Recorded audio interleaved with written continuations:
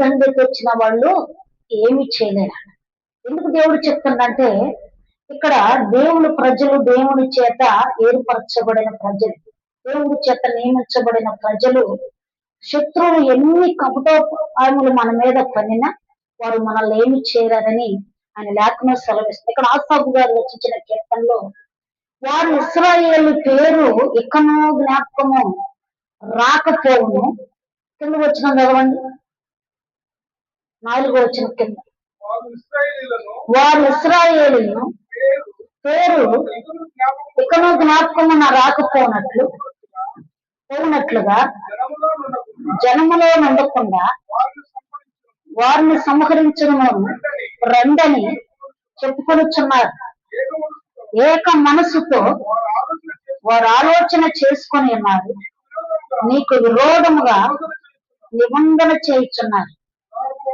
గుడారపు వాసులైన ఎదోమీయులలో, ఇష్మాయేలీయులలో, మోయాబీలను, హగ్రీలను, యెబాలు వారును, అమ్మోనీయులను, అమాలేకీయులను, ఫిలిష్తీయులను, తూరు నివాసులను నీకు విరోధంగా నిబంధన చేసుకుని ఉన్నారు.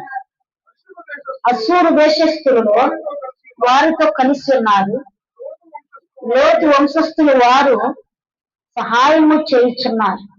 ఇక్కడ ఎంత మంది దేవుని ప్రజలు అంటే ఇశ్రాయేలు ప్రజలు ఎంత మంది యుద్ధానికి వచ్చినా కూడా వాళ్ళు గెలవలేని పరిస్థితి. ఇశ్రాయేలీలు మీద ఎంత మంది పరిగెత్తుకొచ్చిన నిజంగా ఈనాడు చూడండి, ఇశ్రాయేలు దేశములో ఏ దేశము కూడా దాని మీద యుద్ధము చేయడానికి వచ్చినను అన్ని ఓడిపోయాయి. ఎవరు గెలవలేకపోతున్నారు. కారణం ఏంటంటే దేవుని చేత ఏర్పరచబడిన ప్రజలు ఇశ్రాయేలు. దేవుడు ఈరోజు ఆది కాండము మనతో మాట్లాడుతాడు.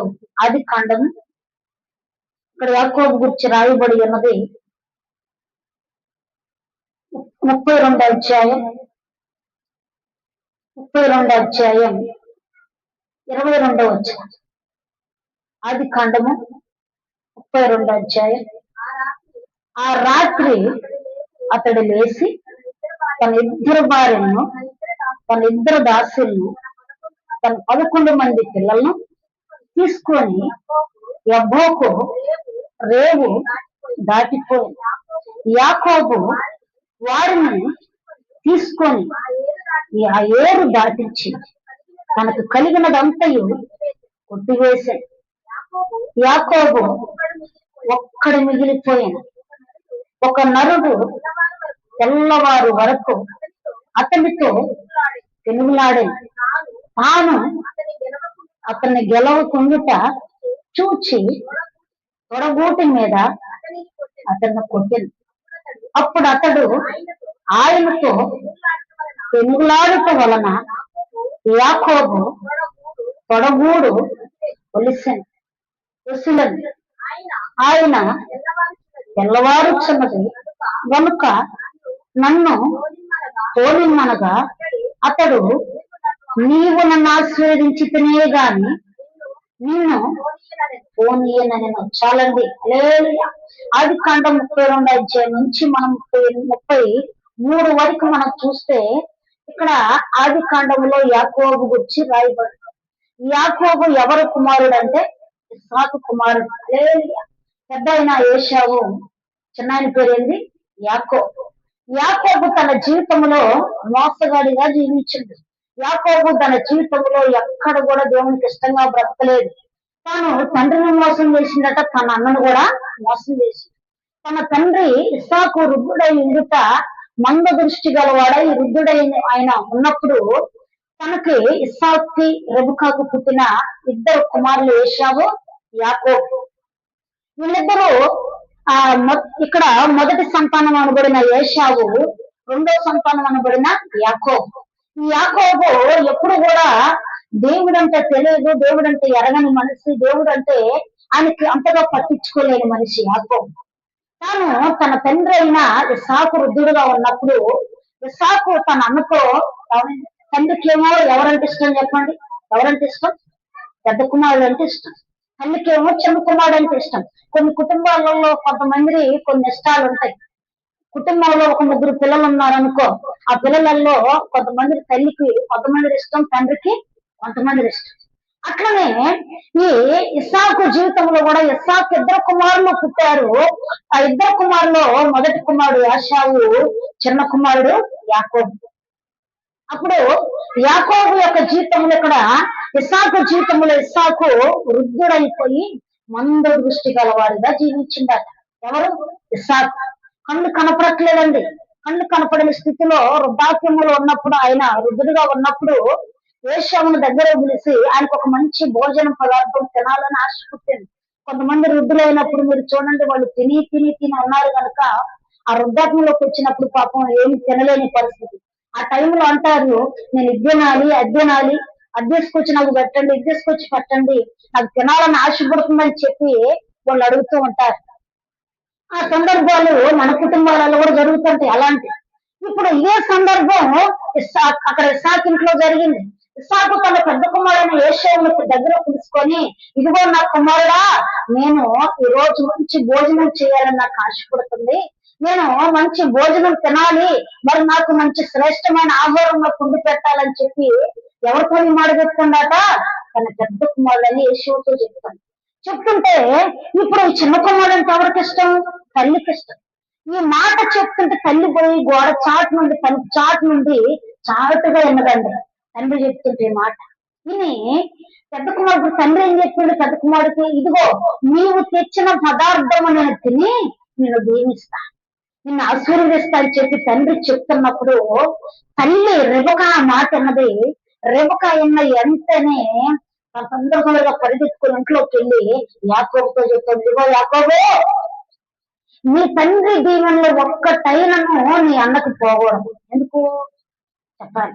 ఈ తల్లి చెప్పే మాటలేనా? కొంతమంది తల్లిలు పిల్లల్ని జడగొడతారు తెలుసా? పిల్లలు తల్లులు పిల్లల్ని జడగొడతారు. ఇదిగా ఆ తల్లి నేను ఈ మధ్యలో ఒక మాట నేను విన్నా.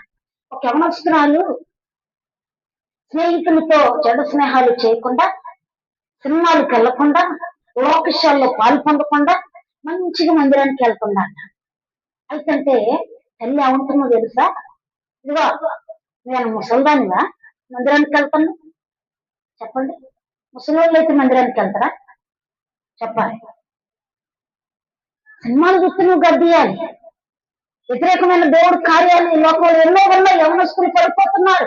అలాంటి విషయాలకు వెళ్ళినప్పుడు తల్లి గద్దించాలి. కానీ మంచి దేవుడి దగ్గర, గొప్ప దేవుని నమ్ముకొని గొప్ప దేవుడి దగ్గరకు వచ్చి ఆరాధన చేసి పాటలు పాడి వాద్యాలు మంచిగా చప్పట్లు కొడుతూ ఆరాధనలో పాలు పొందిన ఆ స్త్రీని, ఆ చిన్న పిల్లని ఏమంటుంది తెలుసా తన తల్లి యవనస్తురాల్ని? ఇదిగో మందిరానికి వెళ్ళబాకు, ఆ దేవుడు మనకి ఇష్టం లేదు. ఏం చేసిందండి దేవుడు? చెడిపోయిన వారిని బాగు చేసే దేవుడు. ఈ దేవుడి దగ్గరకు రావద్దట. ఆ తల్లి చూడు పిల్లల్ని ఎలాగ చెడగొడుతుంది. అప్పుడు యవనస్తురాలట, మమ్మీ యేసయ్య గొప్ప దేవుడు మమ్మీ, యేసయ్య నన్ను చదువుకునేటప్పుడు మా ఫ్రెండ్ చెప్తే నేను నమ్మాను మమ్మీ, ఆ యేసయ్యకి నేను ప్రార్థన చేసుకుంటే ఫస్ట్ ర్యాంకులు వచ్చిన మమ్మీ, ఆ యేసయ్య నేను నమ్ముకుంటే నాకు ఎన్నో మంచి జ్ఞానం నేర్పిస్తాడు, ఆ గ్రంథంలో కొన్ని మాటలు నా హృదయంలో భద్రపరచబడుతున్నాయి అని చెప్తుంటే, మందిరానికి వెళ్ళొద్దు, ఇక నేను భోజనం పెట్టనంటున్నా. చూసారా? చెడులు ఈ రోజులలో యవనస్తురాళ్ళు చెడిపోతున్నారు భయంకరంగా. కుమారులు యవనస్తులు పడిపోతున్నారు. కానీ ఈ టైంలో తల్లి బోధించవలసిన మాట ఏంటో తెలుసా? ఇదిగో ఆ దేవుడి మందిరానికి నువ్వు వెళ్ళు, ఆ దేవుడి సన్నిధిలో నువ్వు ఉండు అని చెప్పగలిగిన సత్త తల్లి దగ్గర ఉండాలి ఈ మాట. పిల్లలు చెడిపోతుంటే మంచి మార్గంలో నడిపించే బాట తల్లిని తీసుకురావాలి.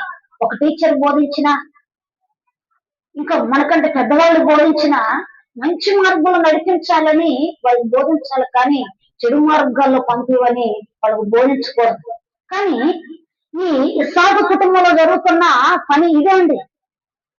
ఇప్పుడు యాకోబు ఇస్సాకు కొడుకే, ఏశావు కూడా ఇస్సాకు కొడుకే. కానీ తల్లి స్వార్థపూరితమైన మాట చూడండి.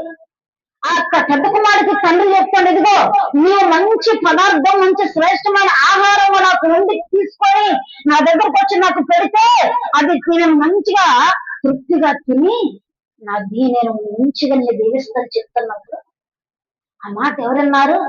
తల్లి అయిన రెబకాయ అన్నది. ఇని తన కుమారుడైన యాకోబును పిలిచి, ఇదిగో నీ తండ్రి దీవెనలో నీ అన్నకు పోకూడదు, నీ తండ్రి